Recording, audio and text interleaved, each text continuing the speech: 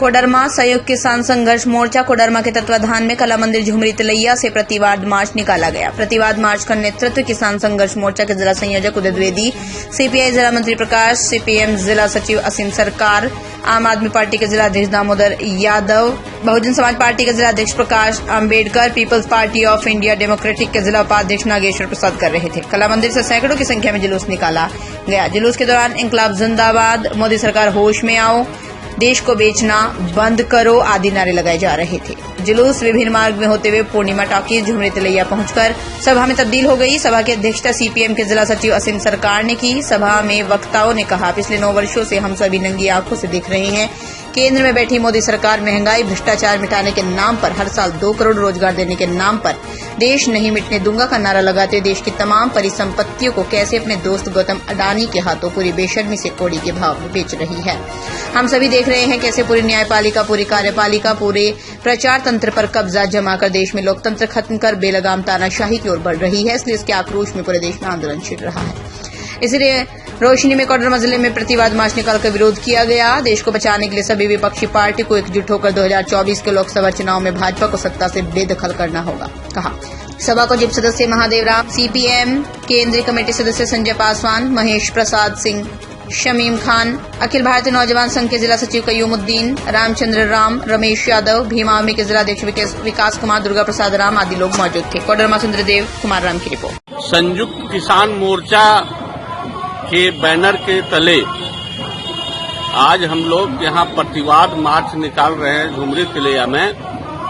कला मंदिर से ये हम लोग प्रतिवाद मार्च निकाले और पूर्णिमा टॉकीज के सामने सभा कर रहे हैं।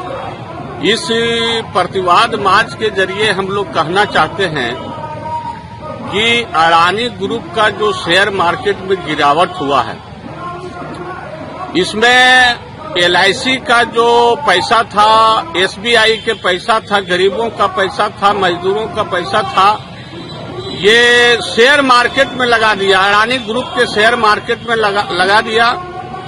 कारण ये हुआ कि इसमें वो गिरावट आ गया और करोड़ों रुपए, लाखों रुपए डूब गया। ये किसानों का, मजदूरों का पैसा डूब गया।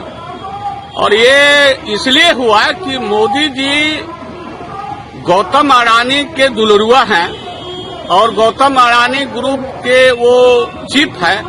उसमें LIC हो चाहे वह SBI हो, दबाव बनाया गया कि आप यहाँ उस पूंजी को आप यहाँ शेयर मार्केट में लगाइए, आपको मुनाफा होगा। लेकिन मुनाफा नहीं हुआ और अमेरिका के एक कंपनी जो अनुसंधान करता है, उन्होंने भी ये कहा अपने रिपोर्ट में, 119 पेज की रिपोर्ट में कहा कि ये फर्जी है, धोखा है, आम जनता का पैसा तो लूटा गया, जुआ में लगाया गया। इसी के खिलाफ हम लोग प्रतिवाद मार्च कर रहे हैं। और साथ ही साथ जो बजट आया है 1 फरवरी को, केंद्रीय बजट, इस बजट में हम लोगों ने देखा कि जो मनरेगा का बजट है वो धीरे धीरे कमजोर होते जा रहा है, कम होते जा रहा है, जिसका नतीजा है कि यह योजना अंतर्राष्ट्रीय योजना है, रोजगार सृजन करने की योजना है, लेकिन इसका बजट धीरे धीरे कमते जा रहा है और नतीजा होता है कि मजदूरों को रोजगार नहीं मिलता, रोजगार करने वाले मजदूरों का पैसा भी नहीं मिलता है। इसी तरह स्वास्थ्य में कटौती किया गया है, शिक्षा में कटौती किया गया है। यह बजट जो है ये अडानी और अंबानी ग्रुप को खुश करने के लिए, धनाढ्य लोगों को खुश करने के लिए बनाया गया है। आम गरीबों का बजट ये नहीं है। पूंजीपतियों को पक्ष में, पूंजीपतियों को खुश करने के लिए बजट है। अभी आप देखेंगे कि मोदी ने कहा था कि 2022 में किसानों की आमदनी दुगुनी होगी। मोदी ने कहा था कि 2022 में सबके घर पर छत होगा, सबको आवास मिलेगा। लेकिन आवास के द्वारा कोडरमा में, तिलैया में जो आज देश भर में जो अडानी स्कैम हुआ है और केंद्रीय जो बजट पेश किया गया, और सही कहा जाए कि आजादी के बाद ये एक ऐसा बजट है जिसमें जनता का कोई जगह नहीं है, क्योंकि इस बजट में सारे क्षेत्रों में कटौती की गई है। किसानों के खाद्य सब्सिडी में कटौती की गई है।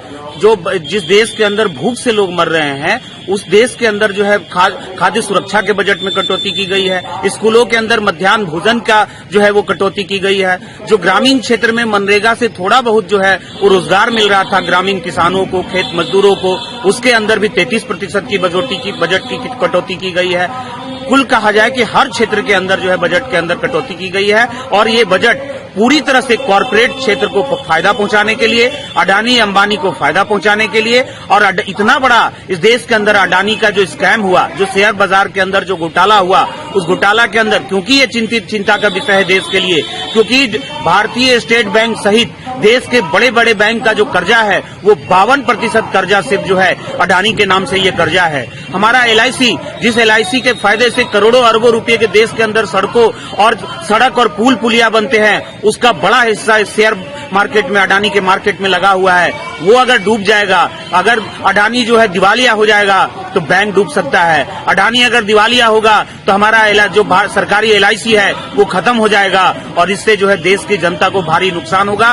कुल मिलाकर ये जो बजट है वो पूरी तरह से जन कल्याणकारी विरोधी है, आम जनता विरोधी है, बेरोजगार के विरोध में है, किसान मजदूरों के विरोध में है। इस बजट के खिलाफ में तिलैया में संघर्ष मोर्चा किसानों का और तमाम वामपंथी दलों के नेतृत्व में आज जो हम लोग विरोध प्रदर्शन किए हैं। ये लड़ाई मोदी सरकार की जन विरोधी बजट के खिलाफ और अडानी अंबानी का जो ये खातिरदारी करने वाली जो सरकार है, उसकी दलाली करने वाली सरकार है, उसके खिलाफ लड़ाई है और ये लड़ाई लंबे समय तक हम लड़ेंगे जब तक कि 2024 के अंदर इस पूंजीपति सरकार, मोदी सरकार को हम लोग सत्ता से बेदखल नहीं करेंगे। दमदार निर्माण का भरोसा लाल स्टील TMT बार्स, हर निर्माण के लिए उपयोग लाल स्टील TMT बार्स, रिश्ता मजबूती का।